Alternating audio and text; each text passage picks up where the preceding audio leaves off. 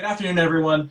Tom here from the containment unit, joined by my partner in slime, Matt Sanders, and friend of the group, Craig Goldberg, along with very special guest, Mark Siegel. Hello, Mark, everybody. welcome to our group. Welcome to our channel. We're happy to speak with you today. Thank you. Happy to talk to you guys. Mark is going to tell us a lot about his career, but what you may not know is Mark is one of the few people who has a very, very unique distinction in Ghostbusters, and that's that he worked on both Ghostbusters 1 and Ghostbusters 2. So, Right. Mark, to take us away, the first thing I think we all want to know is, how did you get started? Like, what was the first step in your career to join the film industry? This could take an entire hour. I'll try to give you the encapsulated version. So I've loved movies for as long as I can remember, since I was a tiny kid. But all kinds, fantasy movies, saw all the Disney movies. Wizard of Oz was a big favorite. And then by the time I was like 6, I really got into monster movies and science fiction movies. The classics, I grew up in the early 50s, and my dad was really into TV and technology, so I think we had one of the first TV sets in the neighborhood. And we were even encouraged to watch because my dad loved watching it especially.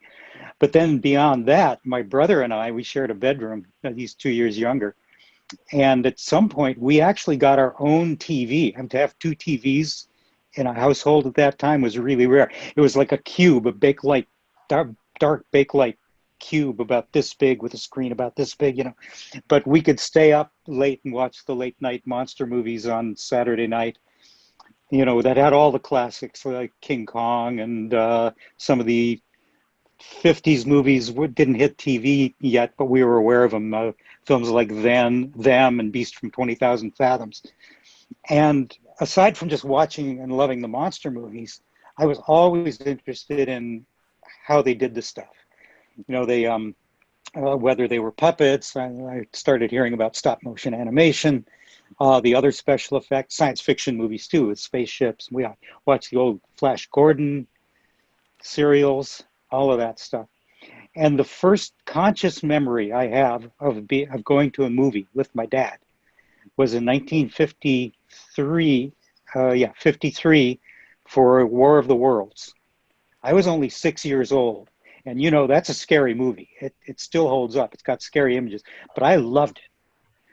So I was totally into it. And then as soon as I was able to go to the movies myself, I would go to movies like, Godzilla and Rodan were playing in theaters. And my brother and I would go to all the monster movies like The Fly, I remember, and the William Castle movies like The Tingler.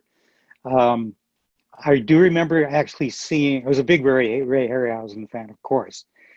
I remember seeing the original Beast from 20,000 Fathoms at a birthday party. It was a friend of mine, his father owned a movie theater, and this particular little neighborhood movie theater, and this particular one had a part of the balcony had a glassed off room. So it was like a party room, and you could get a group of kids in there making noise and wouldn't bother the rest of the audience. So I remember being up in this glassed in room with a bunch of kids watching the Beast from 20,000 Fathoms.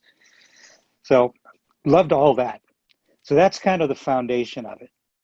Eventually, I went through a lot of different things in high school, thinking about careers, including going into science, because science and science fiction sort of were like that. But then in high school, I had a really inspirational drama teacher, Gary Parker. He was a young guy out of the University of Minnesota Theater. I grew up in Minneapolis, by the way, Minneapolis, Minnesota. So Gary had come in, he bringing all kinds of innovative new procedures and ideas and interactive way of doing theater. And I really loved it. I really got involved in it. Gary liked me a lot. I became like his favorite student. So I became like the president of the drama club and started doing theater in the school plays. And that eventually led to me. Actually, Gary was instrumental in this. He was able to get me a full theater scholarship to the University of Minnesota, which had a very good theater program. So that kind of determined part of my future. I was thinking about being an actor, but I went in, I had the full theater curriculum. So that not only included acting, but, set design and lighting and makeup. Really liked the makeup class. Had a great makeup teacher named Rich Ramus, who teaches how to work with things like, nose putty. I remember, this just flashed in my head, remember doing a Cyrano de Bergerac makeup with the big nose. And Rich, the instructor, really loved it because from the front, it looked like a normal nose, the way I had sculpted it. But as soon as I started turning profile, it was really long. So even at that point, I started having a knack for it. So fast forward to my graduation, and I decided, being a nice, responsible young man, that I, rather than going to theater professionally, which was questionable, that I would get my degree from the College of Education. So I could have a teaching degree, and I had a double major in English as well. So that's what I did, got my degree in theater and English. And my first job out of college was teaching 7th and 8th grade, junior high. I used a lot of theater techniques in my classes. And I called it communications more than just English. Okay, little side things going on here that's going to lead us in an interesting path. About the year, let's see, around the year I graduated, that was 1969, maybe 1970, Ringling Brothers and Barnum and Bailey started their clown college. I don't know if you were aware of that. Ringling Brothers and Barnum and Bailey was very famous at the time. I had read a big Life magazine article that talked about the clown school. So all the old clowns were dying out, and they needed to bring new blood. So it was a good publicity thing for the circus to have this school. Plus, they were getting new talent. So that was just in my mind. And I loved circuses. That was another thing we went to every year. And then one day, one of my 8th grade Scholastic magazines had an article about the clown college. And not only was there an article, but they had an address to write to if you were interested in getting information or applying. And just something said, if I don't at least write to them, I'll never forgive myself. It was fantasy. So I wrote them a letter, finished my year of teaching, and they offered me a contract to continue, but I was restless, wasn't quite happy about it, and decided to decline the contract, and I took off for Europe. So while I'm in Europe, I'm getting mail, forwarded mail and the messages from my family. And I get a message that my application to the Ringling Brothers Clown College was accepted. But I was on this big trek around Europe, and I wrote to them and I said, man, I know that being in the clown college doesn't automatically guarantee you a job in the circus. It's, you have to go through the training. And I said, I'm off on this big trip in Europe, and will you please consider me for next year? And then I thought, I don't know, I blew it. Finished my whole year in Europe, came back the following summer of 71. Got into a summer theater company with my theater teacher from high school, Gary Parker, who since had become a really good friend, still is one of my closest friends.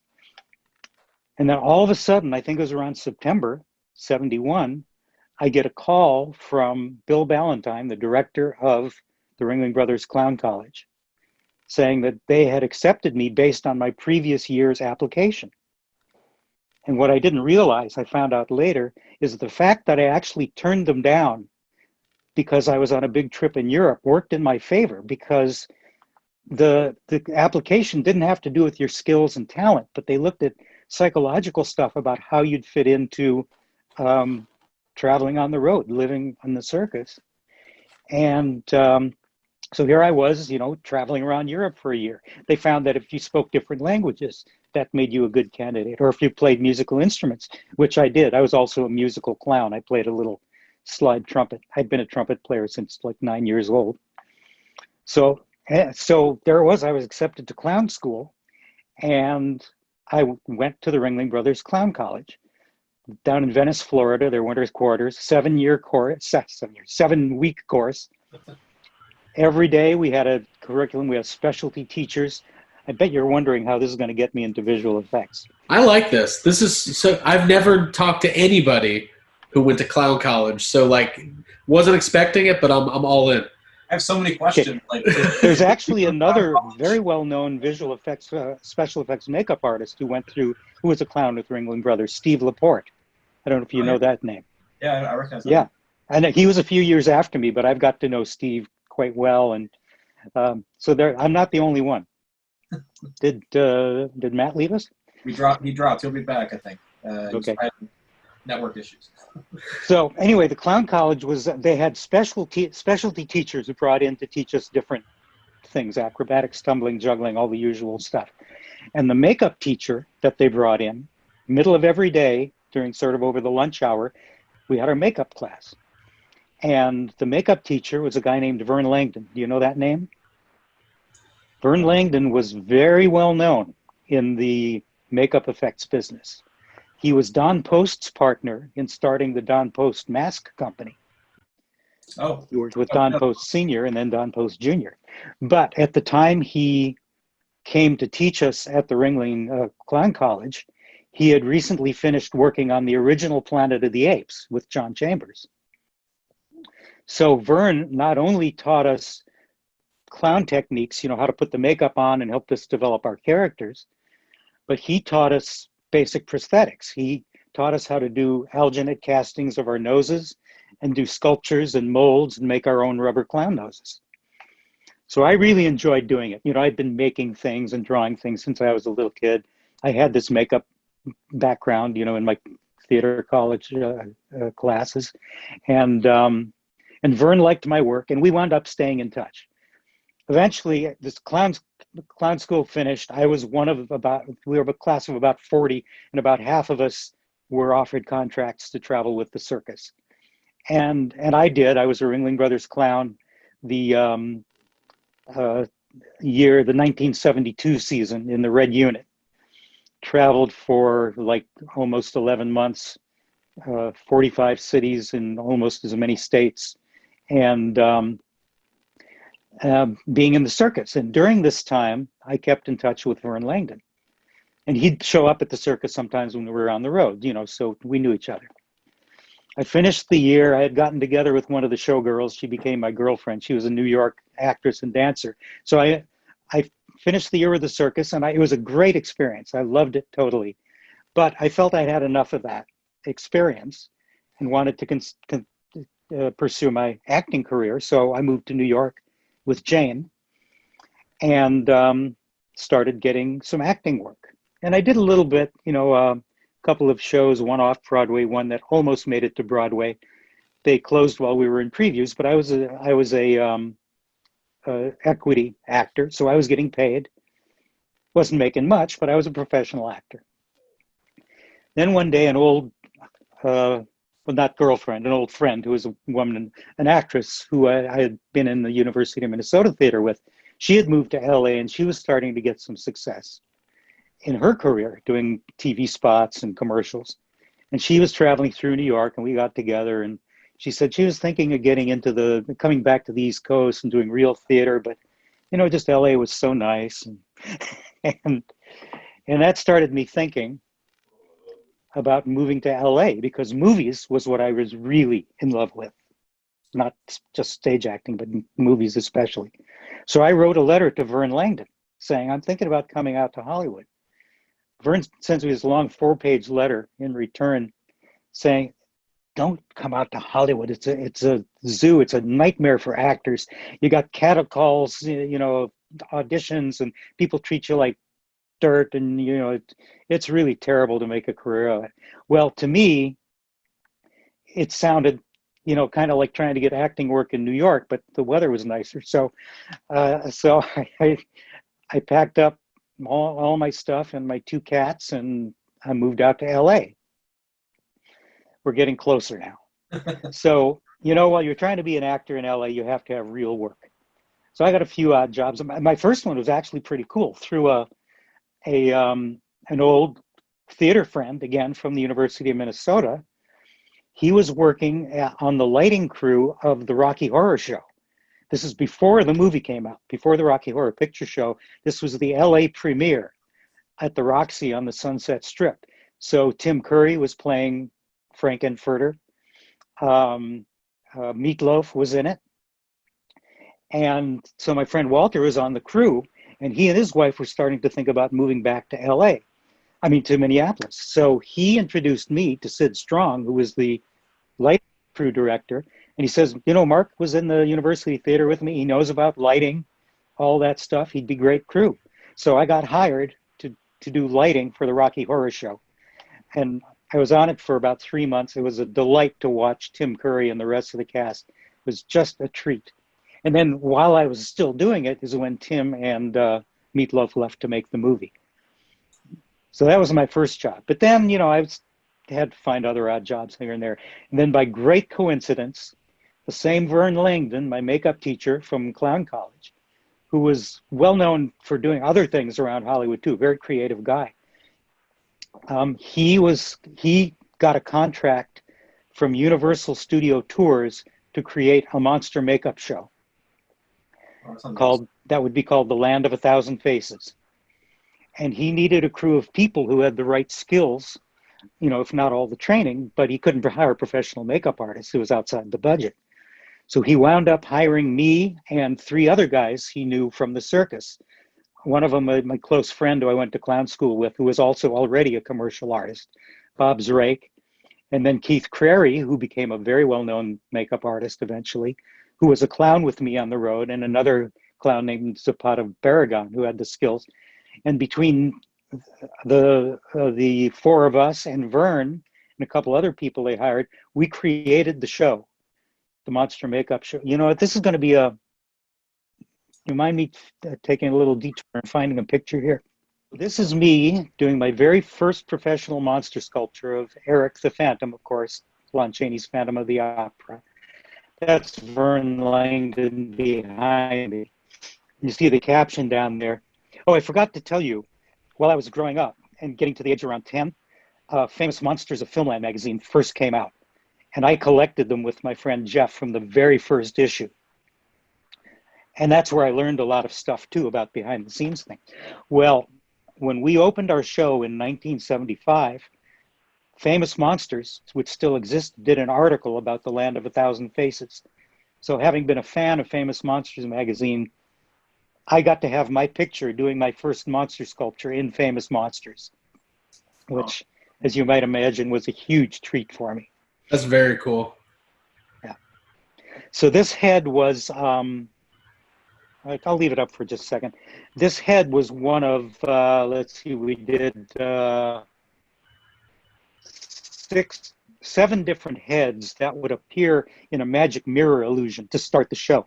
Big magic mirror above the stage in a beautiful frame with high relief sculptures of various famous monsters and things.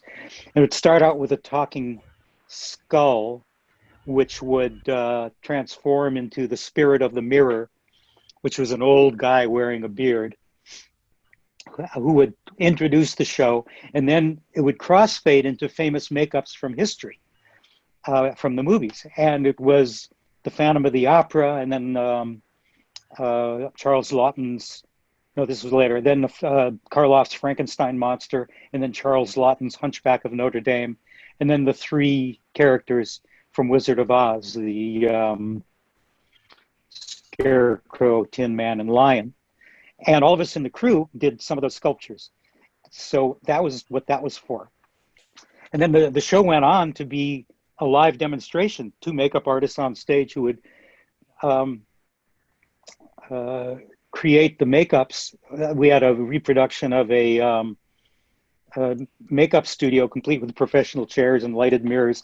They'd get a couple up on the stage, and we made prosthetic makeups for the Frankenstein monster and the Bride of Frankenstein. And this was a new design of the Bride of Frankenstein that involved a headpiece prosthetic and as well as a facial prosthetic. So part of the deal was standard prosthetics, foam latex at the time, would just be unwieldy for a show like that. We had to do between 4 shows a day or 7 shows a day in the long summer days. We had to have reusable prosthetics, or we had to churn them out really fast.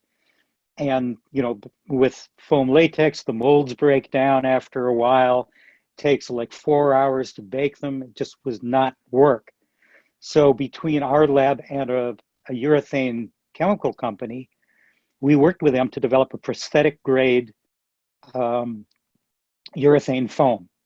It was very soft. My partner Dave and I learned how to use it. We could make standard molds, inject them, and in 20 minutes, we could pull out prosthetics. So we could turn them out really fast. And you could get away with a lot. The blending edges were really quite good, but you didn't need the quality you need for close-up on film because it was a big, quick job on the stage. But that foam turned out to be my calling card to make my first movie. So in short, over the 3.5 years that I worked for that show at Universal, I learned everything about mask making and sculpture, mold making, all the materials, casting, and special makeup effects. The makeup effects business was just starting to grow. People like Rick Baker would come through our shop, and Steve Neal, because we were doing cool things. And Rick at the time, he hadn't done American Werewolf yet. He had just done Incredible Melting Man, I think.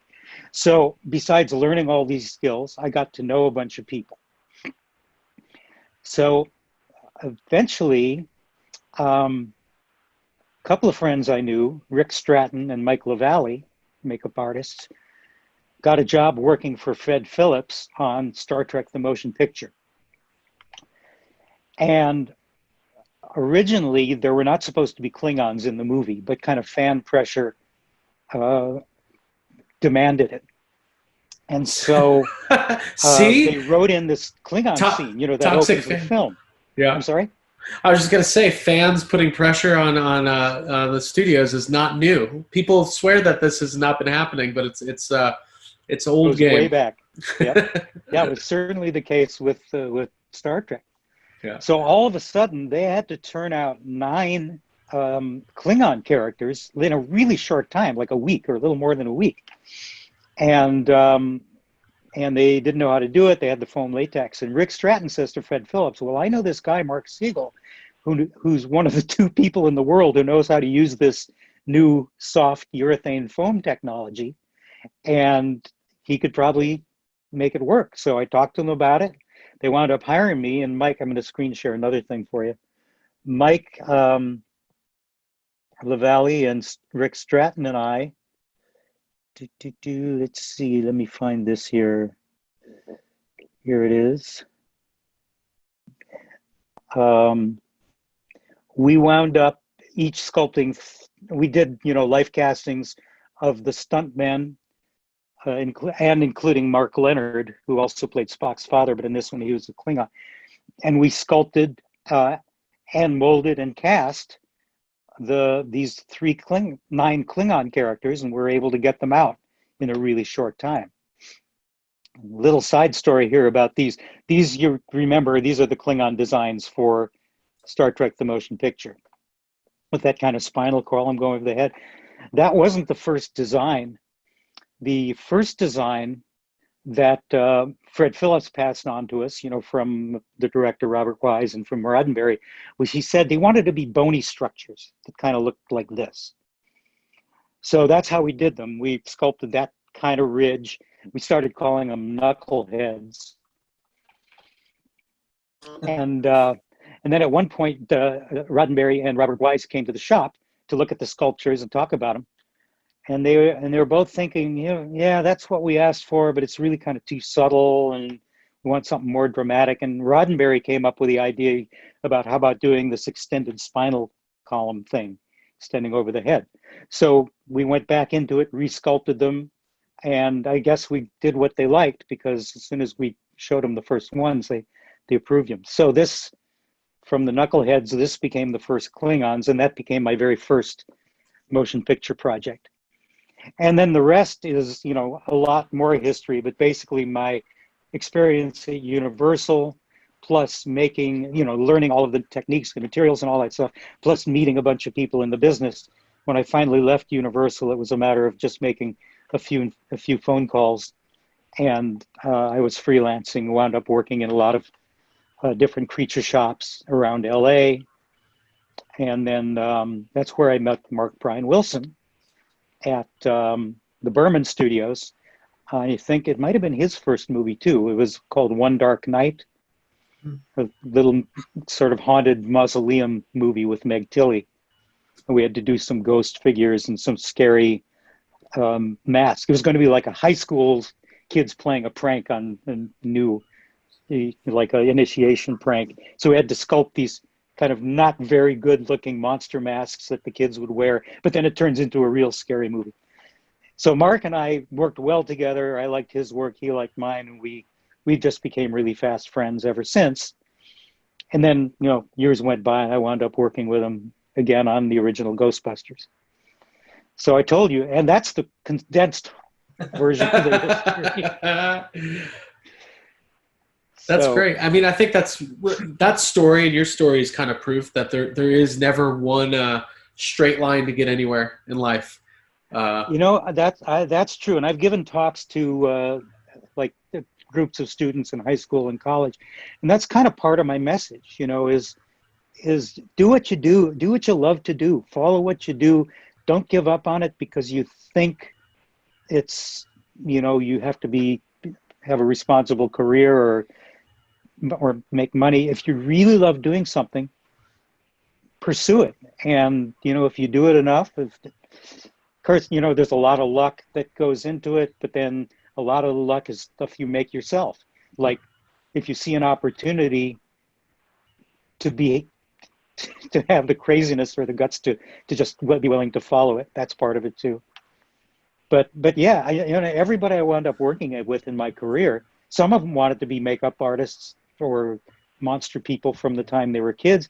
Some of them, like a lot of the people in the model shop at ILM where I wound up working, they all came into it from totally different places and never expecting to be doing effects in the movies. Dennis Murin himself, Dennis is, of course, the legendary visual effects director. I just listened to him do a talk the other night from the Disney Museum.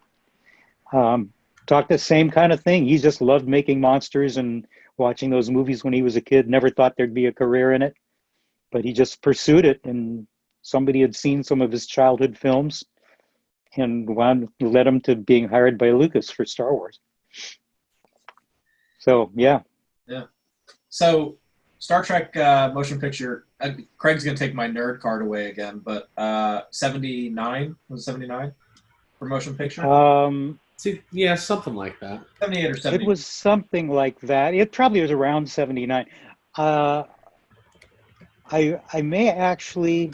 79. I can't remember if I was still working at the Universal at the Land of a Thousand Faces at the time. I started there in 75 and I left there about mid 78. Yeah, well, that would be about right. So if I got the Star Trek job just shortly after or toward the end of my Universal work, sure, that would have been late 78 or early 79. So that would be about the right time. Yeah.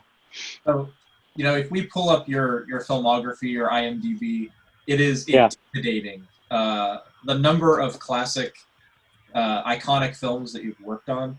Like, yeah. I mentioned a few of those to you in email, and it's like every time I look at it, I see something else, and I'm like, oh my gosh.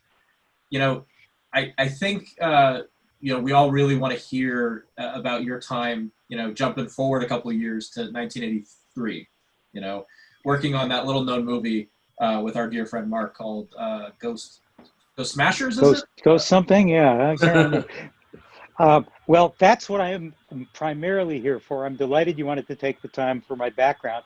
And I hope, we can do more chats in the future and focus on a series of films or one or two different films, because I have a few favorites that I really like talking about that I can share images from.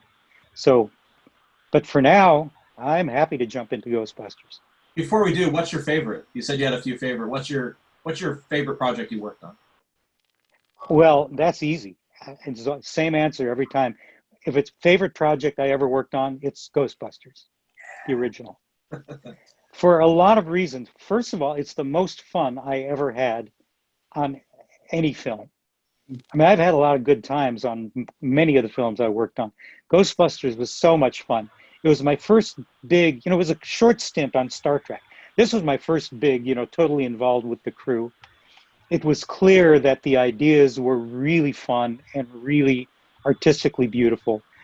The stuff that we were getting, we didn't see a script, only little pieces of it, but everything looked promising, everything looked good. And the creatures, and I was primarily on Slimer, did a few other little things, but primarily on Slimer. And it just turned out to be so much fun. And there was a spirit in the shop. Everybody working on it was having this good time. And I'm sure that that spirit part of it leaked into the production of the film. Because the other reason it's my favorite is when it came out, it was just mind-blowing how great it looked and how incredibly entertaining it was. And I still watch it. It's still a really good movie. Some of the effects are maybe a little dated in technology, but they hold up because the context is so great.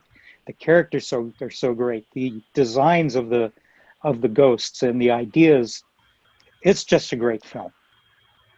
So that's my number one favorite always.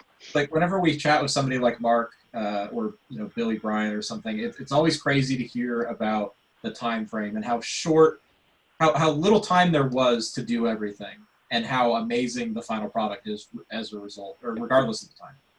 We had a fabulous crew, and Steve Johnson, love Steve Johnson. He's a wacky, crazy guy, but incredibly talented and imaginative. And a lot of it had to do with him and Stuart Zeff, who managed the shop. I don't know how they did it either. This was still relatively new for me. And I just jumped in. I happen to be a very fast sculptor. That's just always been my nature and my skill, I guess, mainly because I'm really impatient. So if I don't, knock out the basic shape and feeling of something the first day I'm on it, I lose it. So I tend to be pretty fast. So that helped, and everybody else had those similar skills too. So yeah, we did an immense amount of incredible work. A lot of the crew, most of the Stay Puft crew, came from an earlier crew just before Ghostbusters. I was the supervisor of building all the still suits for David Lynch's Dune. And I brought Billy Bryan in, who I had met a little earlier, because I saw him working on a foam sculpture. It was some of the best constructed foam sculpture the best constructed foam sculpture I'd ever seen. So when we settled on building the suits as kind of foam sculptures, pieced them together, I brought Billy Bryan in, and then he had a great crew, and I had a great crew that we assembled. And many of Billy's people on the Stay Puft crew came over from our Dune crew. Yeah, Terry Hardin told me a story about working on Dune and standing in for Sean Young at one point wearing the suit. Yeah, I don't know a lot. Terry got involved in other parts of it after we actually did the build. But yeah, I know she got very involved in it. I've seen Terry, I think it was not even a year ago that I saw Terry for again for first time in a long time, because she was an Imagineer at Disney for a while. So, except that we're closed now since I've retired from makeup effects and creature work, I've been a volunteer at the Walt Disney Family Museum here in San Francisco. And what I can share with the guests is largely informed by my work, plus my knowledge of Disney history and film. And Terry came up to do a talk at the Disney Museum at one point, not knowing that I was a volunteer there. So I surprised her by showing up at the talk, and we got together. Oh, that's fantastic. That's awesome. Yeah, Matt, you have a Disney group as well. Yep. And Oh, really? I was just at Hollywood Studios today. This is why I'm a little red. It was, but yeah, I always love going through One Man's Dream and seeing all of Walt's stuff and his office setup, and I'm dying to go to that museum. I tell you, once we reopen, it is one of the most beautiful museums you'll ever see. Walt's daughter, Diane, who created the museum, did it the way her dad would have done it. It's just great attention to design and detail and the latest in audiovisual technology. and a really great balance of education and entertainment. It's absolutely beautiful. I love every one of my days there. It's the thing I miss most during this lockdown, is not being able to go there. Yeah. But back to Ghostbusters, right? I don't know how much time we have. I have all evening if you want, but So do I. We got to talk Back to the Future. We got to talk Star Wars. there is a lot of stuff. I think we'd save a lot of that, but Ghostbusters is going to be long enough just talking about that one, Sure. because there's 2 Ghostbusters movies. Yeah. So, tell us about your work on, it's going to be vague, but, Ghostbusters 1, you said Slimer. I do want to pick your brain about the other little things you said you did too, because that always intrigues me. It's always Well, how about this? How about I just talk over a slideshow? Okay, so this is the main Slimer puppet. And you can see it's covered with bits of food and things. This was right after we finished the shoot. It might have been the famous one where he's dumping food into his mouth. I'll talk about that one later. So on this one, Steve Johnson did this sculpture. That was his baby. And that was the one that we mainly used. But I did all the sculpture inside the mouth, which was used in all the different puppets. Now this one is the second puppet. This was what we called the scared face or terrified face. You can see the mouth is sculpted a lot wider open. Steve thought we might use that for a few shots, and we did. Probably not as many as we anticipated. But again, that's my same teeth and tongue and the inside of the mouth that I sculpted that's used in all the puppets. And let's see where we go next. Okay, so here's the teeth, a couple of different angles. I sculpted them in clay, and they're really big. They're like, it's a denture about this big. I sculpted them in clay, made a huge silicone mold, and I cast them the same way they do like temporary teeth or dentures. This is all dental acrylic. The shop smelled terrible, but it made really great looking teeth. And then I also sculpted the tongue, and that's Mark Brian Wilson wearing the tongue now. That's a casting of the teeth with some of the mouth parts, the rubber parts inside, a casting of the tongue. But I made the tongue as a arm puppet that fit me. And for the actual shot, I was the one operating the tongue. I'll show you that later. So for most of the shots, this is going back to the scared face that I showed you here. This is the sculpture of it. And instead of sculpting the entire puppet a second time, it made sense to me that if we took a rubber casting of Steve's puppet and just kept as much of the body as would remain the same, I could sculpt the new head expression kind of as a prosthetic to put onto it. So it saved a lot of sculpting time, and we had a second puppet. And we pulled a rubber skin off it. There's me and Steve Johnson applying the skin as we would a makeup appliance to part of the original body puppet. A couple of different angles with us mugging for the camera. I love it. Those are great. That's a great photo. Yeah. I love that shot. Yeah, that's really a fun one too. And so here's the scared-faced puppet on the set. And now with this puppet and with the original puppet, for most of the shots, Mark was in the suit. We had a skull cap built in. Mark has probably talked to you about this, so is it okay if I repeat things? Of course. Yeah. So there was a skull cap built in, kind of fit in. Do you see where on the screen share where this is, the arrow is? So the skull cap is probably about in here. There's a little bit of puppet above his head. And so Mark's face fit into it so that he was looking out through, this was black scrim at the back of the throat. So camera couldn't see in, but Mark could see out through it. And most of the time we had just a loose, a casting of the tongue that wasn't the full tongue puppet, but just kind of lying on the floor of the mouth, and it would flop around just naturally as the creature's mouth moved. And Mark did all the body movement. Craig Caton was below the puppet. Simple mechanism. This was part of Steve's genius in designing this puppet. He wanted it to be really loose and cartoony so we could take advantage of squash and stretch. So instead of building a mouth mechanism that was all hinged and everything, there was a simple like metal bar that was in the lower lip right about here. That came down on a long bar out of the bottom of the suit.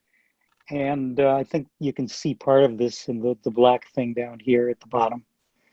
And then Craig Caton was below it, and he could pull it open or twist it or move it from side to side and get a huge range of expression and do all kinds of things with it. And there's the tongue just hanging out, hanging loose.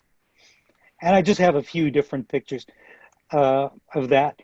And then now Mark probably told you about the drinking face puppet too. For the scene in the ballroom where you first see Slimer, he's standing at the table and drinking from a bottle of champagne. Well, the way Steve conceived it, he said we should have a drinking face puppet, so that the puppet would, and that's the finished puppet, so that the puppet could have his mouth puppeteered as if he was like actually sucking on a bottle. I think I have a few pictures. Well, I do coming up, but this is a sculpture. Once again, I sculpted it as an appliance. Took a casting of part of the original puppet that was cut away, and then sculpted it as an appliance that we could stick on to the main puppet. So all we had to do was basically put an appliance on rather than cast an entirely new puppet. There's me and Mark Brian Wilson with our finished puppet. I love that picture. That's great. Yeah, it's great. I like your shirt too, Mark. This one? Oh, yeah. That one's long worn out, but that was one of my favorites, yes. I've always loved the drinking face Slimer sculpt. Mm-hmm. We did too. And, sadly, you probably heard the story that somebody saw, I don't know if it was saw it on the set or if we had done some test footage, but somebody in production said, well, it's just too much of a change from the original puppet and it's going to confuse audiences. Is it a different ghost? And we were thinking, what, there's two green ghosts who are eating and drinking things, and a change of expression is going to confuse them. Anyway, we never shot it for the film, but we did do puppet tests. This is John Berg, legendary creature guy, stop motion animator, and creature consultant. John came up to work with the puppeteering, and I think that's Mark wearing the suit, sitting down behind him. But I designed the mouth so that a puppeteer could reach up inside the suit, and the inside of those big foam lips were just carved out so you could fit a hand in there. And he could do all kinds of things with the hand, to change expression. It was a great puppet, and we only wish we had shot it. Wow. Yeah, those are some really, really awesome. I don't think I've seen majority of this stuff. I'm not the. You guys are the historians. Every time I see a picture, I could see a picture 1,000 times, and to me, it's the first time I've seen it. So, but yeah, this is really great stuff. I can say that most of these photos are not out there. Yeah, these are my own personal photos that I took on the set, and that I had, scanned.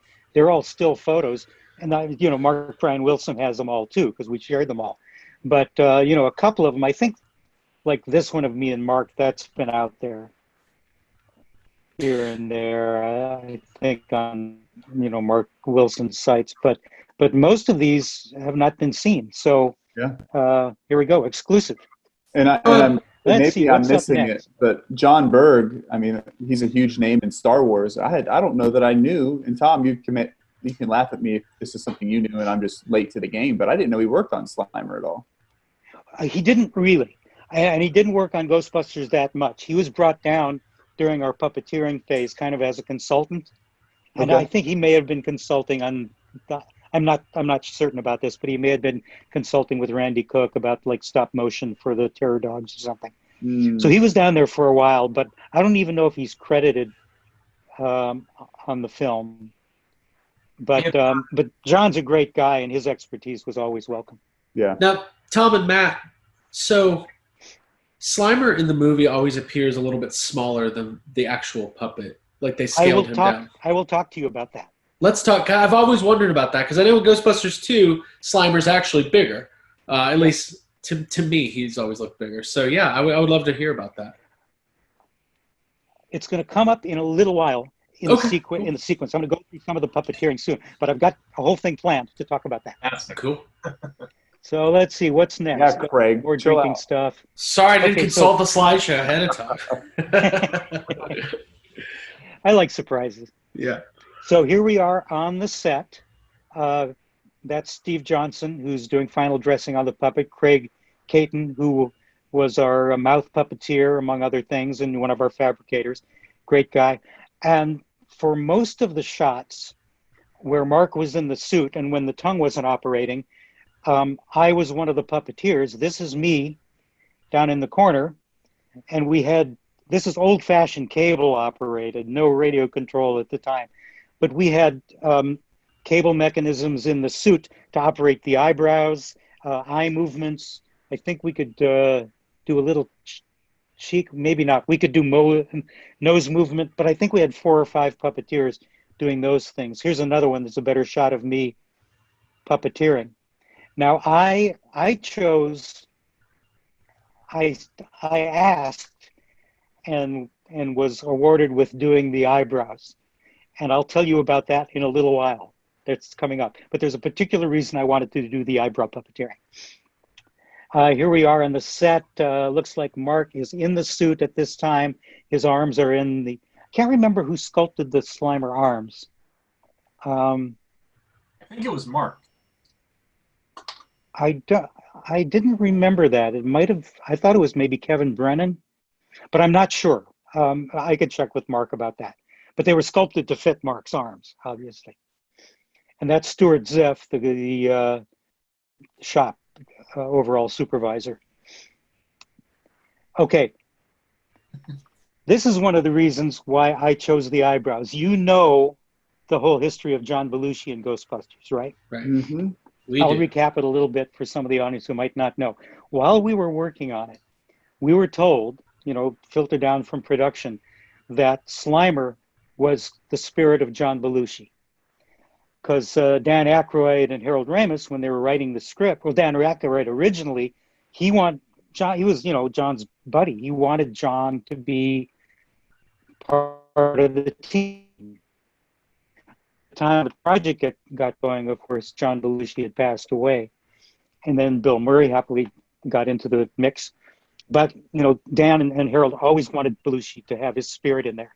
So we were told that our character, and, at the time, he was not called Slimer until the movie came out.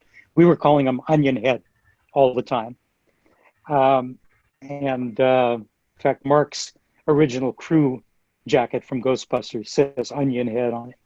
I don't know if he told you that. So when we were getting ready to puppeteer the character, we watched John Belushi on film, particularly Animal House, where he has, this is a picture of him from Animal House, that's a character of Bluto, which has a lot of the qualities of Slimer. He's really disgusting. He's shoving food into himself all the time, doing horrible things. But at the same time, he's always somehow charming and lovable. So we sat around our little TV with a VHS tape of Animal House, and we watched frame by frame scenes of John Belushi, breaking it down, looking and studying his expressions that we could, incorporate into the puppeteering. And, this and this, that's the reason I wanted to do the eyebrows, because Belushi's eyebrows expressions are so outrageously wonderful. So, it's subliminal probably, but if you really watch it or just feel the spirit of it, you can feel, I think, the Bluto character. Here's another one using the drinking face. Yeah, I put these little montages together, to kind of illustrate. Okay, I'm going to play this short scene. This is the first hallway encounter. Whoops, back it up. I'll just play through it, and then I'll stop and talk about a few things.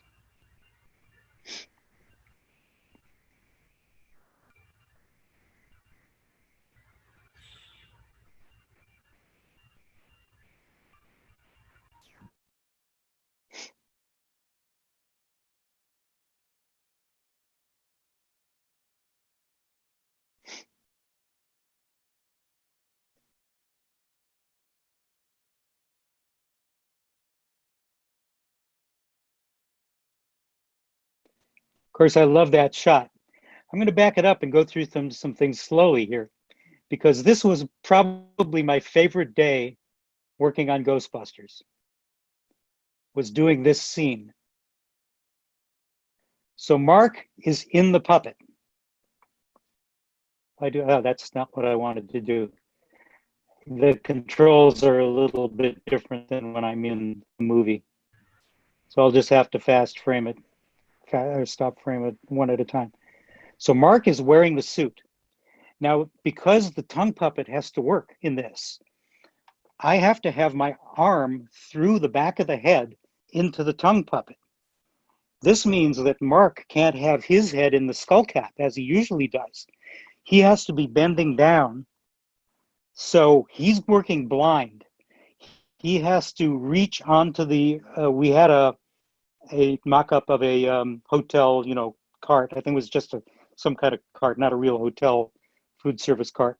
But we had a cart there on the set with breakaway plates that were piled with like mashed potatoes and lettuce and jello and all kinds of crap.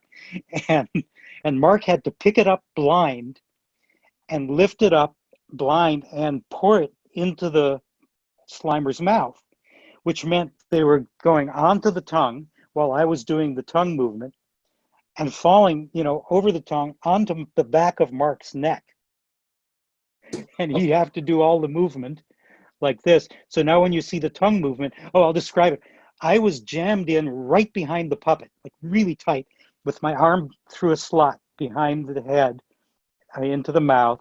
Steve Johnson was crammed in right behind me with his arms around me into the cheeks of the puppet. So partly what he was doing was supporting the top of the head, but he could also do cheek movements by moving his fists inside the cheeks. So the combination of that just really low-tech animation gave the character all of that movement. So I'll just kind of go through some of it slowly. Me operating all the tongue movement, licking his chops like that, Mark doing all the body movement. You can see Steve doing cheek movements there. Mm-hmm. But when we, I can see, but never would have picked up until you're telling us right now. Yeah, that's why I like to break it down like this. And this was fun to do. Look at that. I love that tongue movement. So when we finished shooting that, a take of that thing, we were cracking up like crazy. You couldn't see us, of course. We were all in black, and he was all comped anyway. But we were cracking up laughing after the take. And then all of a sudden, there's this voice from inside the puppet going, "Get me out of here." This is Mark, all drenched with food and stuff. It was so much fun. I'll tell you, nobody knew at the time, but all of our shots we were doing with Slimer, we thought they were so funny. And I remember us talking about it. We said he's going to be a hit character in the movie. And sure enough, he turned out to be, even got his own animated TV show and everything, because, we could just feel it doing that performance, that Slimer would be that kind of character. I'm going to go through and show you some other cool things in this shot. Okay, so again, that's Mark and the puppet. This is just the loose tongue now. I'm not operating it because you don't really see it, because he has to do the big body move where he turns around, and it was a camera move. For some of the shots, we had Mark on like a turntable and things, so a combination of the turntable and the camera moving to do those shots. But my next bit of work was at the end of the shot. See that little green Slimer going down the hallway there? There he is. That is a little tiny sculpture that we called Bullet Slimer, and that's my sculpture of it. And you can see by the size of the quarter how tiny the sculpture is, about 3 inches long. So for that shot, the animation department thought, well, we don't have to use the whole puppet. We want to look like he's speeding through. So let's have a bullet-shaped Slimer. And they could just set it up on the animation stand and shoot it as a separate element to go through the wall like that. So I sculpted that little tiny one as well. It's very cool. I've I seen love that. these before. Mark, I'm sorry? Did you do like runs of this or casts? Because I've seen those before the Bullet Slimer. Fans have these. Well, we did a mold off of this because we cast it in foam rubber for the animators to use. What happened after that, I don't know. Commercially, some people might have made them. That I don't know. But this was the one that was used for the movie, or a casting of it. And then at the same time, I did. Oh, here's some of the other shots. It was used for when he was flying around the chandelier. First time you see him, in the ballroom scene. But then I also sculpted this one. You can see about the same scale, a little more than 3 inches tall. And this was also used in the ballroom scene. And there he is. I sculpted little arms. So we had a little rubber puppet. And I think that's a still frame for where that little puppet was used when they shoot him in the ballroom scene. I think that's it. Okay, so now we're going to talk about scale that you were talking about earlier, Craig. So yes, the actual Slimer was supposed to be a lot smaller, like maybe a third of the size, half the size, I'm not exactly sure, of a big guy like Mark in a suit. And where it really shows up is in the scene where he pops out of this hot dog cart on the street and has to eat a bunch of hot dogs. So because of the scale of it, I had to make hot dogs this big, this big around and this big, so they would be in the proper scale to work with the puppet. So you were a Slimer sculptor and hot dog maker? And hot dog maker. And how I came up with making the hot dogs was really fun and very ingenious, I think. I took I figured out what the scale would be to get the hot dog's proper diameter. And then I took a long piece of PVC pipe, polyvinyl chloride, like plumbing pipe, that had the right interior diameter. We mixed up a batch of foam latex that was pre-pigmented in hot dog color, and poured it into this long tube, and then baked it in an oven so I could pull out this long hot dog diameter, hot dog colored tube. And then I cut it into the proper lengths. And then just like they make real hot dogs, I would cinch the ends together and tie them so that they look like sausages on the end. Made a whole group of them, and then I tied them onto some monofilament. So I'm behind, I can't remember exactly where I was. I might have been under the puppet at this point, with the hot dogs in his mouth. I thought I had animation of this, but oh yeah, I do.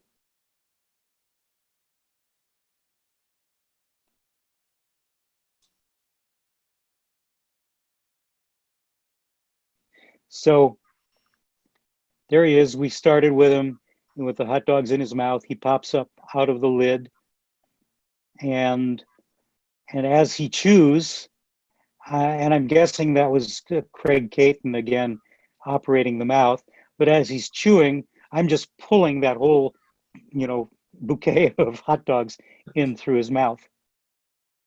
I had no idea that those were fake hot dogs my entire life. It makes sense now, but it never occurred to me. Well, that's our job, of course, is to fool you. But it just had to be. There's no other way around it, because you couldn't buy hot dogs that big to make him work in that scale. I wish that you could. I would take a hot dog that big. Tell you what. Yeah, I probably would too, actually. But that's how we did it in those days, and it was a pretty clever solution, I think, and just a great, funny shot. I feel like if those hot dogs would have survived, like, it's one of those, we follow these prop auctions, and it's amazing how movie memorabilia of any kind, but especially stuff like that, just keeps increasing in value. Like, I could see a set of Ghostbusters screen-used hot dogs going for, $10,000 and just being like... That would be pretty funny. I think some of the Klingon headpieces did. The problem with the hot dogs and a lot of the puppet stuff in those days was they were made of foam latex. Right. That's notorious for breaking down in sunlight and ozone. So after, not that long, especially after years, it gets brittle and just starts breaking apart. So I don't know if those hot dogs ever would have survived. But the reason the Klingons did, that we did for Star Trek, because I know some of them are on display. I had a casting of one that I gave to Bob Burns for his museum, if you know about Bob, because they were made out of this urethane foam, so they'll last like forever. Anyway, okay, so on to some of my other Ghostbusters work. This, I don't know, have you ever seen these? Is that the subway ghost? Oh, this is for something that was never seen on film. Okay. The librarian transformation at the beginning, which Steve Johnson designed, one of the most brilliant transformation mechanisms ever, originally was going to go to a stage beyond what you see on film. It was going to be a cutaway from, the librarian does that thing and turns into a monstery face. And then there's going to be a second cut where she was even more monstery with elongated snout and this tongue. So I made these teeth and this tongue. This was going to be the second stage of the librarian transformation.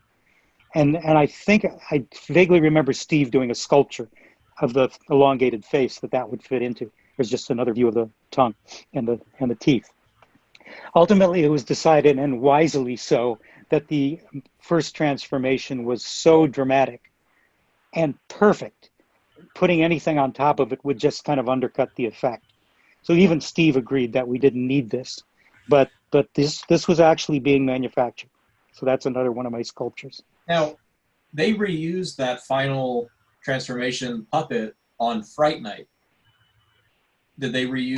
That's very possibly. I did not work on Fright Night, so I don't know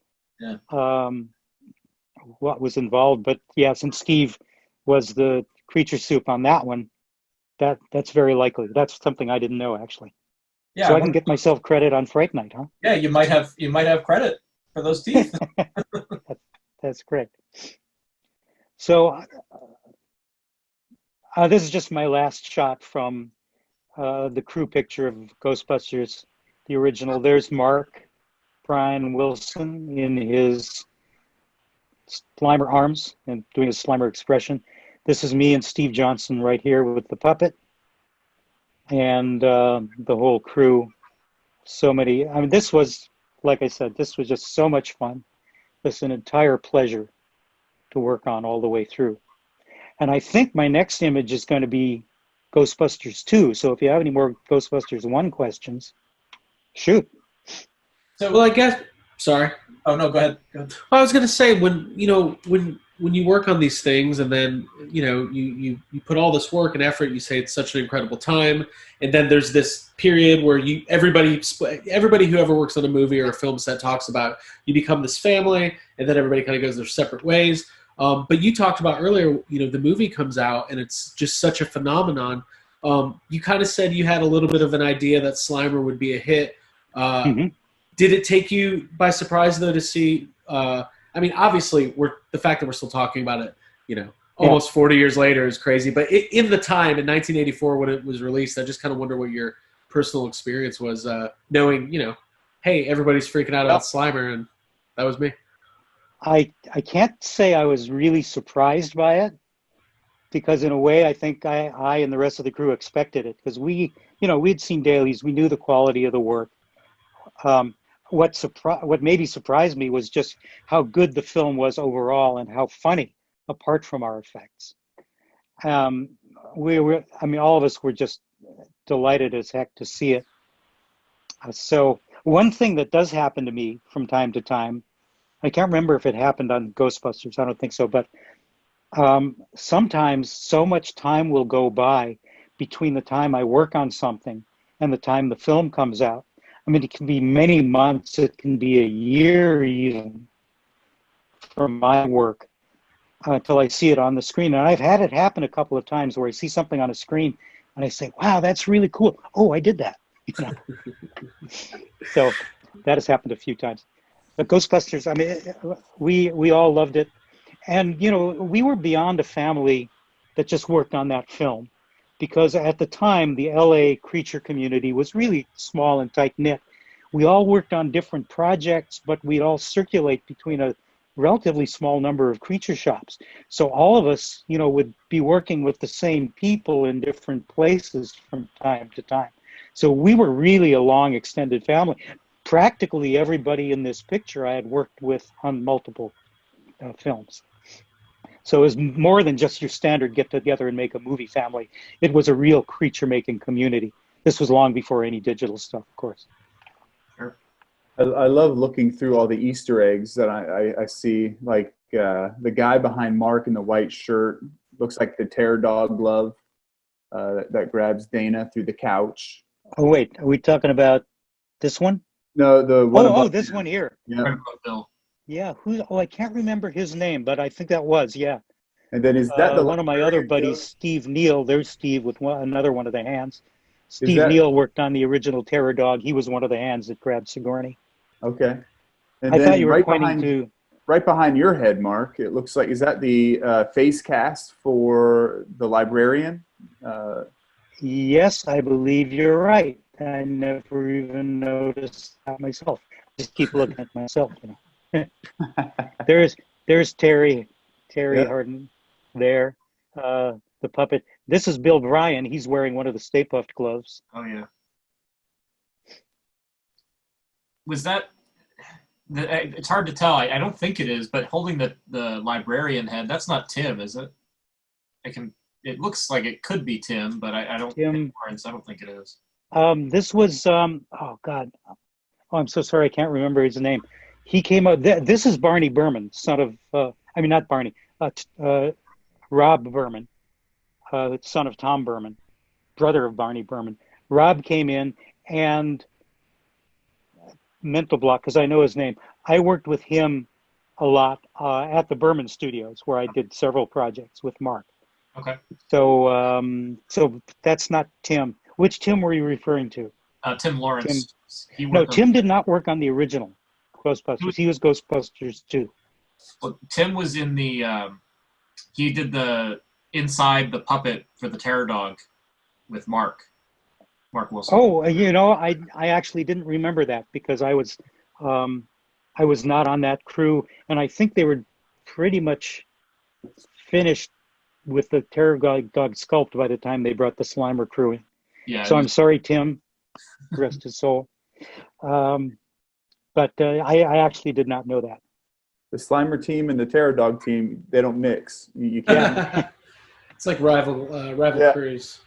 Right. Well, I think if no more, we can move on to Ghostbusters 2 if you like. Yeah, I think Ghostbusters is obviously a huge success, and I'm sure you're going to talk about it. But we've heard from multiple people there. Ghostbusters 2, you even have copies of a couple of scripts. Slimer was in it. Slimer was out. Slimer was in it. So Take us down memory lane. Well, so here's my story. After many years in LA, a lot of things I won't go into, but I decided I wanted to move away from LA. I was kind of tired of the smog environment, and other things were happening in my life. I needed a big change. And by happy coincidence, I got a phone call from a small visual effects company. It used to be McVeigh and Vogt, Joe Vogt and Tony McVeigh, who had commercial company. They got famous at the time for doing a public service commercial, an anti-smoking commercial that had a puppet of a baby, a fetus, smoking a puppet. So then these other investors kind of bought them out, took over the company, but on the strength of that work, they started seeking out contracts to do effects like that for movies and commercials. And finally, they landed their first motion picture that required some creature effects, which was Look Who's Talking. If you remember that, that's with Kirstie Alley and was it John Travolta and Bruce Willis as the voice of the talking baby. And they not only needed to create the baby puppets, but they needed this whole beginning of the film, the title sequence, was sperms being shot into, the interior of a woman, of the reproductive system, the sperm swimming and then, impregnating an egg and all of that stuff. So this was the big sequence. I'm sorry? That's how that works. So somehow this company had interviewed me like a year before, and they got their first contract, and they were calling some people they had interviewed, and they reached me and they asked me to come up to interview to head up the creature shop. And so I flew up to San Francisco and met with them and talked about my experience, and they showed me what we wanted to make, and I gave them some ideas, and they wound up hiring me on the spot. So that became why I moved to San Francisco. And I got a lot of people onto our team. So I contacted some people I knew from ILM. A lot of them were working, but they referred me to other people. So we put together a pretty cool crew and did all the effects. We created all the interiors, fallopian tubes, giant gelatin eggs, whole bunch of different scale sperm, and we used big water tanks. Gary Platek was the water tank expert. And we created and shot all of these impregnation sequences. So that was really successful. Not to interrupt you, Mark, but yeah. Look Who's Talking was a big movie for my family growing up. We watched it a lot. And if anybody doesn't know this opening title sequence, go back. It's genius. And it's so cool. I had no idea that you worked on that. And it's I haven't seen the movie in a long time, but I've probably seen it 50 times. But you know what? I don't mind taking the time. I think I have a copy of that video. It's worth watching. No, I mean I feel like that's it's funny. There's multiple Look Who's Talking movies. The Look Who's Talking trilogy. I don't know if Time remembers it as well as I do, but that was a big movie. Yeah, and the original, I thought, well, I saw the second one because I didn't work on it. A lot of my friends did, and I thought the second one was pretty good, but the first one I think is really a classic. Yeah, walk us through these sperm here. It really is. This is another entire conversation, but I'll try to tell you. Where you get that parental advisory warning. Yeah. No, it's biology. It's fine. So this is an all fabric environment. We used like a silk-like fabric. We made the eggs out of. You probably can't hear the sound of this, right? Because I'm going through my earphones. Right. We made the eggs out of gelatin. Different scale eggs. One of them was like really big, and different layers of gelatin. The sperms were like from this big to this big for different shots. This they're dropping vertically down inside the fallopian tube environment in a like 10-foot tall water tank. These are also the same tank but shot horizontally. Well, the camera's horizontally because they're just falling. These are larger scale sperms that we were pulling through the back of the environment. These are like 4 or 5 sperms mounted on a little rack in front of the camera. So they were traveling in front of the camera as it was tracking down a horizontal water tank. And we could pull a little lever to make them go up and down. But all the tail movement is all just free animation as it wiggled in the water. So interesting. I mean, and it's also, when you look at a sequence like this, and this is just the opening of the movie, and obviously beyond this sequence, it's not an effects-heavy movie, it's a comedy. Yeah. But obviously this would all be done digitally now, and it would be totally digital now, yeah. But we had to do this all practically. It's, rubber and vinyl and silk and gelatin and water. That is so interesting. Yeah, definitely implanted in my brain. I don't think I understood it when I was watching it at 5 years old, but I knew I liked it. I was like, there's like this cool part at the beginning where there's like monsters. I don't know what it means, but it's great.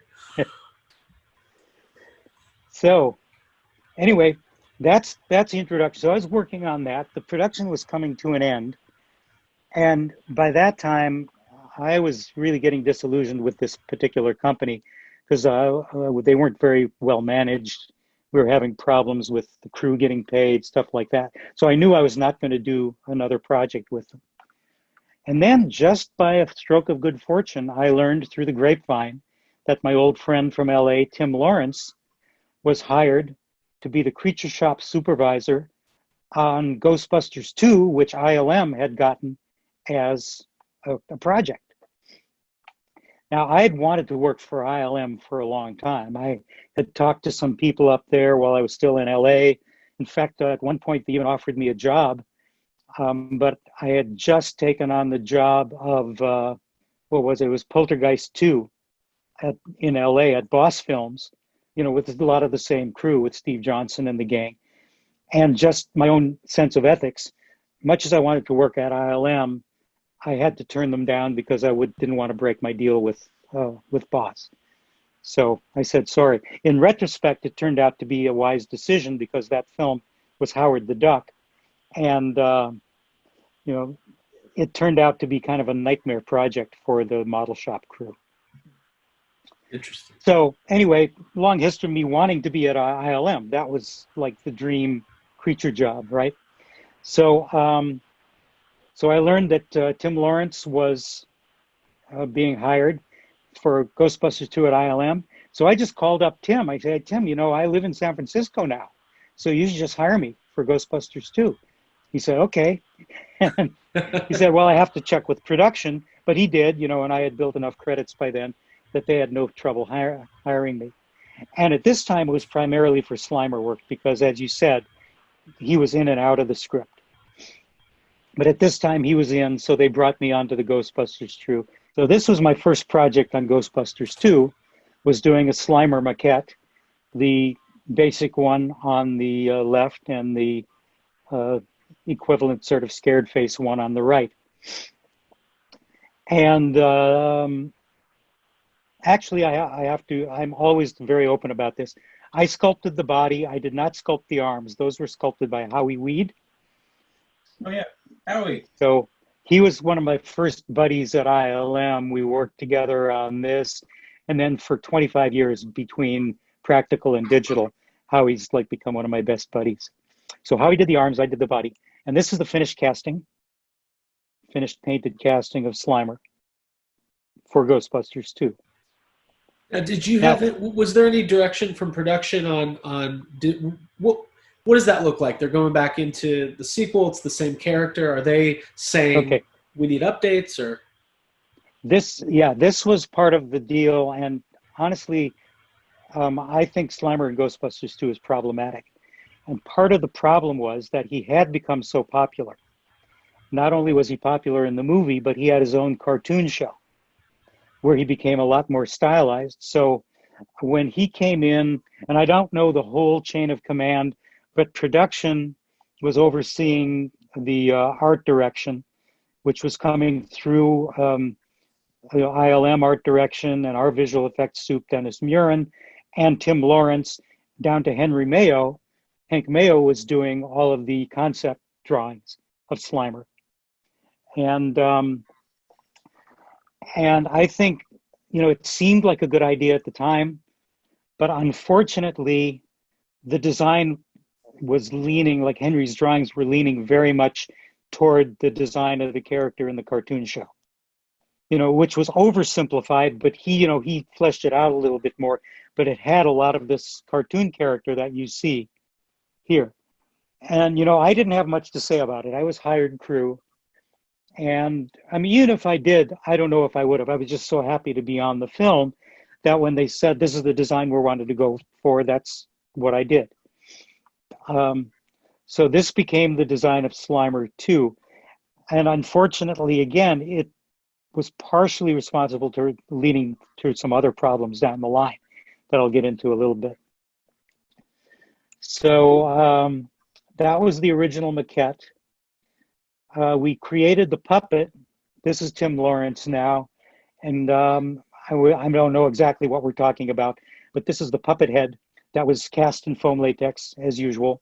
But, it had a complex mechanism designed by Al Coulter that was really sophisticated between radio control, servo motors, and pneumatic cylinders moving a lot of things. So I'll try to go into some of the problems technically that we had. Tim's original idea before we built this puppet was I thought maybe a really cool idea. He wanted to make a miniature rod puppet. Maybe Slimer would be only about this big, complete with arms and everything, but a complex rod puppet because we had the technology now to really erase rods and puppeteers really effectively. And Tim thought by doing that, we could make maximum use of making a really flexible puppet where he could do a lot of cartoon squash and stretch. So there was a lot of talk about that. But again, I don't know the reasons or the decisions behind the scenes, but Dennis Murin, as visual effects supervisor, called the decision that he wanted it to be a puppet similar to the original puppet because it worked so well. So, there's logic behind that as well. But then there were a lot of differences. Because of this new body design, Tim thought that we could cast the head in foam latex, and build it like a standard mechanized puppet. But then he thought, trying to do the squash and stretch stuff again, that we'd build a big, like, beanbag body built on several layers of, like, beanbags, basically, that could flop against each other. And we could attach them with bungees and make them stretch and pull and flop. And Kamala Henneman was in charge of constructing those. And it was pretty cool. And it seemed to work pretty well. And then rather than putting foam latex all over it, Tim thought we could get away with just painting the surface, with the warts and the textures and stuff. In retrospect, unfortunately, it turned out that the rubber face and the fabric body, even with the best paint on it, just did not photograph the same. It looked totally different. So this was like the day before we were to shoot it. I took this beanbag body into the foam baking big foam booth, and with some of the other crew, we mixed up batches of foam latex and had to work really fast before it gelled. And we spatulated foam latex over the entire surface and sculpting the foam latex as we went between texture pads to get all the warts and building up bumps and warts and, kind of random ugly monster surface, and then just baked it on the spot. So it looked a lot better, but unfortunately it lost all of that beanbag flexibility that was the main purpose of building it that way to begin with. So that was another problematic thing. Again, the other problem I saw with it, and again, impossible to foresee, because we had brilliant mechanical guy, Al Coulter, building these really cool radio-controlled mechanics to do all the facial expressions, which, was better than doing our old radio cable control stuff. But he also thought that, he would do a jaw mechanism as a radio control mechanism too. So this big cylinder, you can kind of see some of it built into the jaw. And I don't even know if I questioned it at the time, but I remember wondering, the original Slimer was so flexible, we could just do anything with that mouth because there was no structure in it. And this suddenly started limiting the structure. So, and that's ultimately what I thought started happening when we were puppeteering it. Again, I puppeteered the eyebrows by radio control. But, when they were puppeteering the jaw, as big a movement as it had, it was never as big and broad and comical and, cartoony as the original one. So the mechanism itself was starting to get in the way of the puppet animation. Plus the fact, because he was supposed to be small, and they hired Robin, who I adore, she's a wonderful performer, wonderful puppeteer, but Robin is, like half the size of Mark B. Wilson. And we were building a puppet that was like 4 times the weight of the one that Mark had to support. So all of these little things that for me and probably a lot of other people, we could not have foreseen ahead of time. And I think, unfortunately, it kind of compromised that character for that film. He still works. He still got some funny scenes. And I think we did some decent performances, but the design of it and the limitations of the puppet were always a problem. So, I hate to be negative about it, but that's just kind of the reality of production.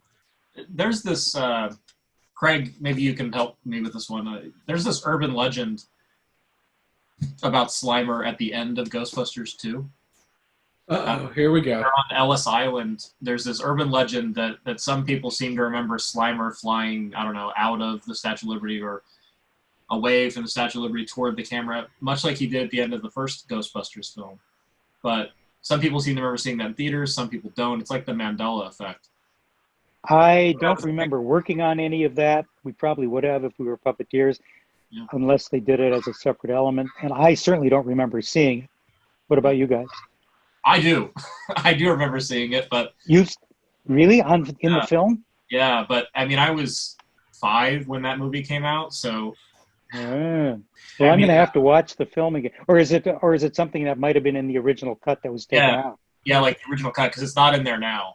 I think it's one of those things where it's isn't it just there's like a novelization that describes it that way, or maybe it was in the script, and I don't remember it seeing that way, but I don't remember anything past 2 weeks ago, so I'm not who you should ask. So I'm the guy who swears I saw Sinbad in a movie called Kazam. So no, you definitely did not.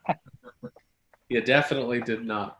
So that's really interesting. I think like fans overall, like everybody prefers the Slimer from the first movie, but I think within the Ghostbusters fandom, Ghostbusters 2 as a whole is got so much love, and like it's really cool. Like over time, that movie has gained more of a. I know critically it didn't do as well, and I don't think that's just so much pressure on the entire crew, top to bottom, trying to follow. It is. The first well, movie. I agree that it's gotten better with time. I watched it again not that long ago, and there is a lot of love in it. There's certainly a lot of love that we put into it while we were working, and and it holds up. It's just really hard to be the sequel to a classic. Yep. I'm not sure what my next picture is. That's this one. Before I go on to this, I'll talk a little about, I don't have any pictures of it, but I did little bits of work on a lot of Ghostbusters 2.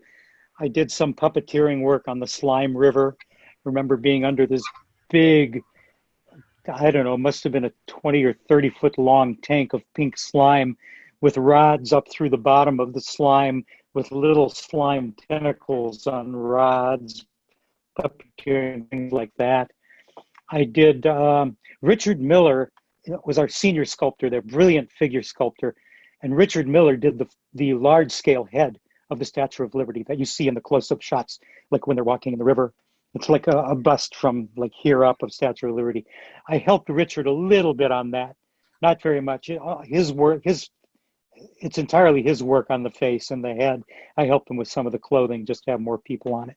But then I did help him extensively on the bodysuit for the walking Slimer puppet. Sculpted a lot of that stuff, which was just a full foam rubber suit. And I think Bill Forrest sculpted the head of that one. So I did work like that, generally around on the crew, but most of my work was focused on Slimer. So now this guy comes in sometime while we were working on Ghostbusters 2. Production got a request from Planet Hollywood that they wanted a Slimer figure for their Planet Hollywood restaurants. Which at the time were all filled with props and things from different movies. So they came to ILM because we were working on Ghostbusters 2. And I, being the Slimer sculptor, they came to me to sculpt the figure of Slimer. I mean, the ILM Ghostbusters production came to me. And because by this time I kind of realized some of the design problems of Slimer 2, I took it on myself, and it was okayed by everybody up the line, but I took it on myself to try to bring him back a little closer to the original Slimer. So I can, I've kept some of the cartoony expressions and stuff that we had. I couldn't vary that much from the puppet we were doing in the film, but I thought it would be appropriate to get him back as much as I could, kind of a compromise between the two. And I was pretty happy with this result, and I think everybody else was. So this is just a couple of other angles of him. And unlike, when we sculpt and build a puppet for puppeteering and animation in a film, that always has to be sculpted in a totally neutral pose, and all the animation is built in by the puppeteers and the mechanisms and whatever. But because this was a display figure, I could build in a wacky expression and the floppy tongue and the hand position. So that was really a fun sculpture to do.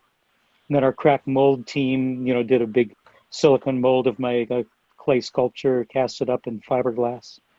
I really like this one. And then that is the same sculpture that's hanging on the walls of ILM in the Presidio. That's how you know you've made it. Yeah. And that whole room, actually, there are up on the other walls. I don't have pictures of them, but there are figures of what's his name, the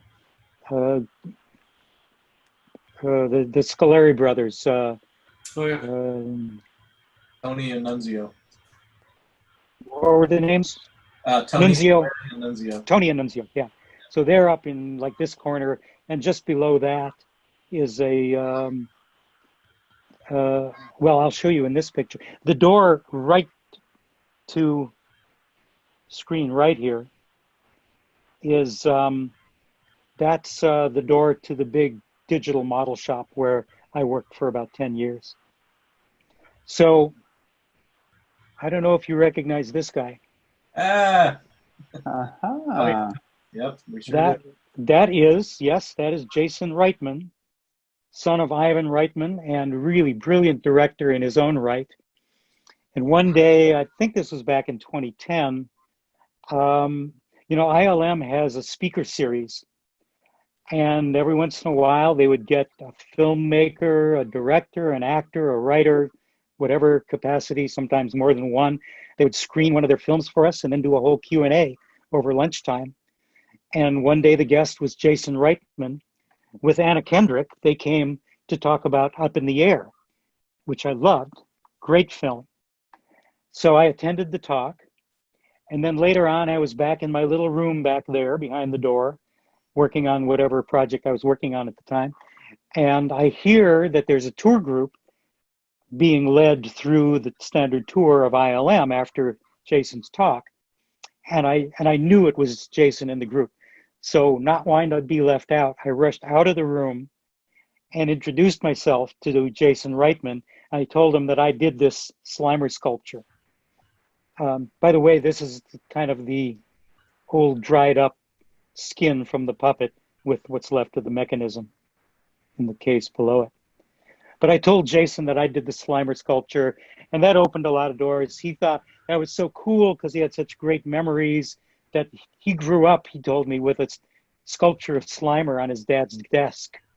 And so he was more than happy to take this photo with me of the two of us together with Slimer. I bet if you would have asked him that day if he would ever direct a Ghostbusters movie, he would have laughed. Said, "Of course not. That is ridiculous." I have no idea. Very, very, very likely. But I am honestly really glad that he's doing the new one. Partly because I respect his work so much as a director, Yeah. and he has a subtle sense of comedy that's really character driven. That was the essence of the original Ghostbusters. And he has a sense of charm and good taste. If anybody can do a good Ghostbusters movie, I think Jason could do it. Absolutely. I'm really looking forward to this film. I agree. Yes, too. So that's my Slimer too. Oh, one thing I want to add about, Steve Johnson, every time I get together with him, he has terrible things to say about Slimer from Ghostbusters too, Yeah. which, I can understand. But then he was up in the Bay Area at one point. I can't remember what the event was, but I gave him a little walking through tour of ILM and pointed out my Slimer sculpture, told him that I had tried to bring it back from the new one to closer to the original. And Steve said he actually thought this was a good one. So I'm happy to get Steve Johnson's seal of approval on it. That's awesome. Yeah, it was interesting seeing the maquettes too. The early maquettes that you did looked closer to the first film than what ended up on screen in part two. But yeah, right there, part of that, of course, was some of the technical limitations we had with the puppet. Yeah. That I wish we could foresee, but that's the movies. You're doing everything as fast as you can, as well as you can, and you can't foresee all the problems. Mm-hmm. you know, 30 years before, 20, 30 years later, in retrospect, I can point them out. Well, it's so cool. Anyway, that's my Ghostbusters slideshow. I'm open to tell you, ask anything else you want, or well, whatever. I wanted to thank you because, like, for fans, we're the hardcore fans, and you hear a lot of listen, we love Dan Aykroyd and we love Ernie Hudson and we love Ivan Reitman, and their stories are great, but we've been hearing the same versions of those stories for a very long time. So to get this kind of intricate and intimate detail of the behind the scenes stuff and what goes into creating these characters and puppets is really special for us. So I just appreciate the stories and your willingness to share. Well, thank you. I really appreciate it too. I'm not out there as much. Mark Brian Wilson being he is Slimer. He does more appearances. I don't really do the conventions and things. He does appearances and signings, and he's got a little more public presence than I do. I'm just not really out there, but I love talking to people about it, like you guys who really appreciate it on a deep level. So I am delighted to be able to talk with you and share with all the fans who might be out there looking at us. Yeah, and it's amazing. We've learned so much. It kind of started because, when I first met Mark a couple of years ago, I asked him, I was just a fan. I was like, can I have your autograph on something? And he's like, well, let's have breakfast. And we ended up going to breakfast, and I sat there for a couple hours and just heard his stories. And I was like, these stories aren't out there.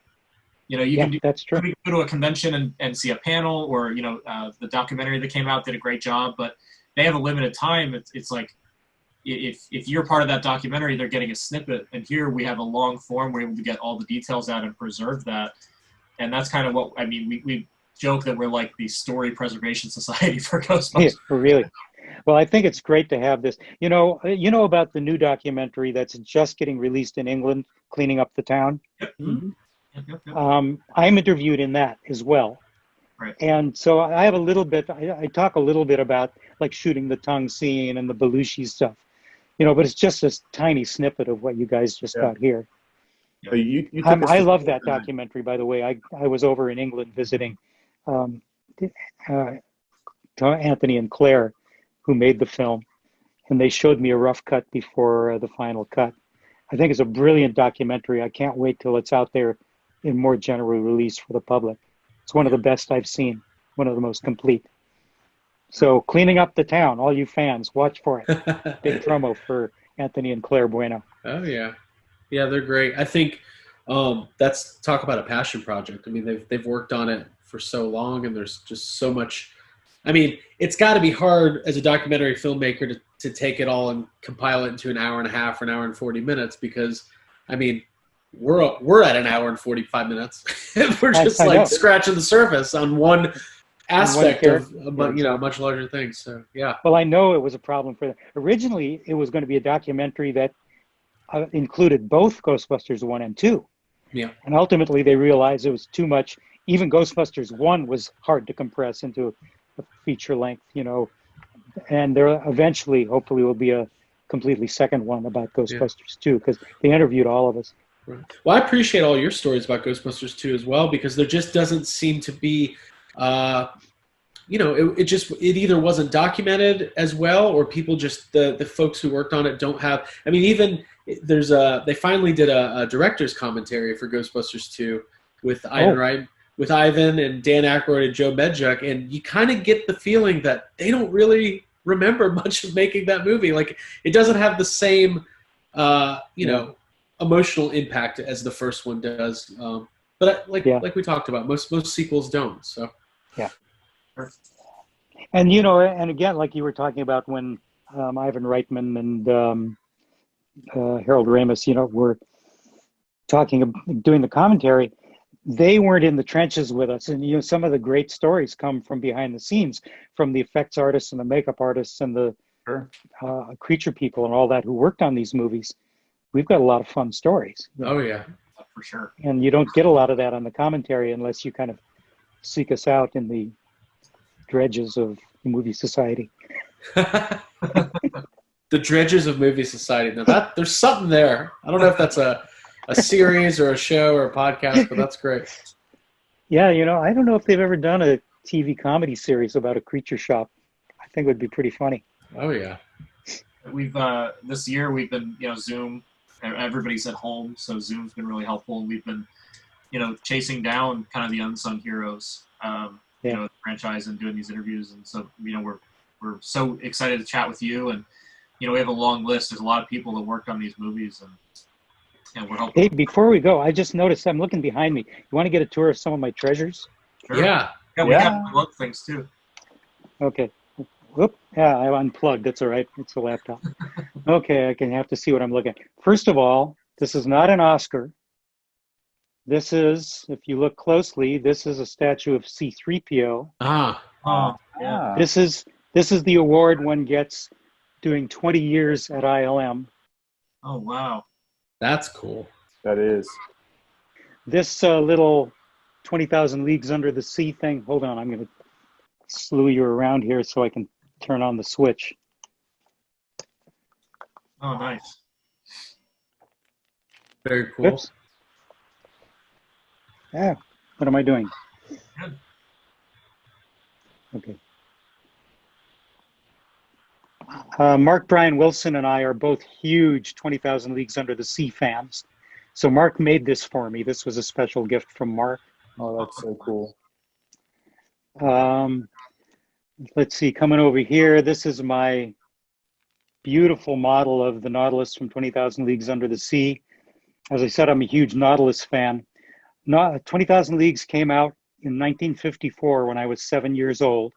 I saw the original release of it, and I loved it, and I think that's probably formative in my movie career as well. And in fact, one of the things I do as a volunteer at the Walt Disney Family Museum is on the days that I volunteer, I do a short talk in one of the galleries where we have one of the original concept models of the Nautilus.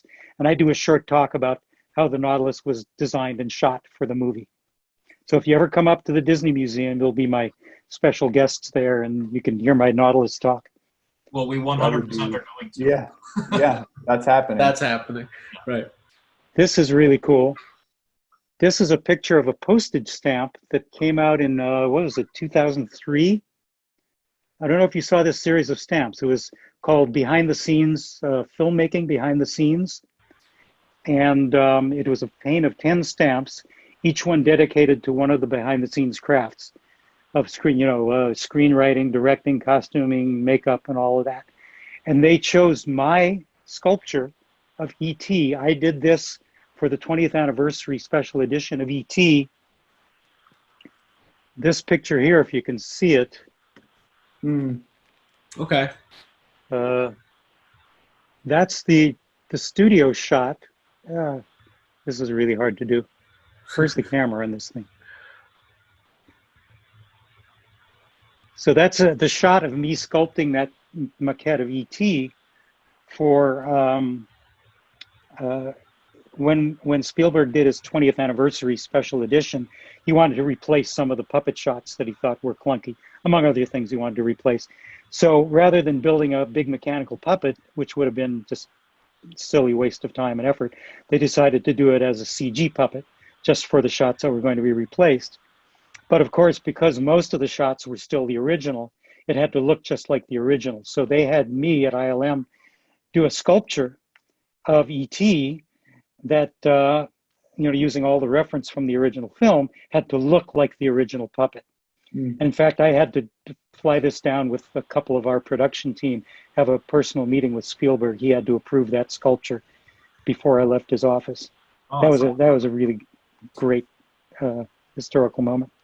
So anyway, when the post office, along in partnership with the Academy of Motion Pictures, decided to come out with these movie stamps, they contacted the various studios that did special effects. And of course, ILM was among them, and ILM submitted a number of what they thought might be iconic special effects shots, and they chose my sculpture of E.T. So that is my hand on the stamp and my sculpting tool with my little sculpture of E.T. One of the biggest, most unexpected honors of my entire career. That's so Very cool. And I don't know, you probably can still find the stamps, as collector's things. One more sculpture I want to show you is, because we can talk about this maybe in later this little Geppetto and Pinocchio, Oh, look at that. Oh, yeah. which is one of my favorite sculptures of my entire career, because it's really personal. You know, it's the sculpture of the sculptor creating the sculpture. And Pinocchio is one of my favorite stories. And Disney's Pinocchio, I think, is my top favorite Disney animated classic. But this sculpture was done for AI, artificial intelligence. Oh, okay. You remember the scene where they're in the submersible going around underwater in this sunken amusement park, and they go through Geppetto's village, and they swing by the workshop, and they see that sculpture of Geppetto and Pinocchio through the window of the shop. Oh, very cool. So those are a few of my little treasures up there. I got a bunch of other cool stuff. Those are so cool. They're great. Thank you so much for sharing that. That's awesome. Very cool stuff.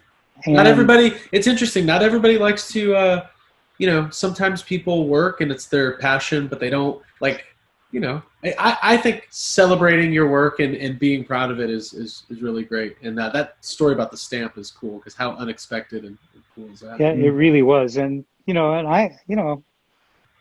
I don't live for my work, but it was a major part of my life, obviously. And I was lucky enough to have a career that, so many people just dreamed they could have. It was a great, I've never been a sculptor professionally. I haven't touched sculpture or digital or physical since I retired. When I went over to the digital side, never touched physical sculpture again. It's just never been my passion, but it's always been my work that I just love to do.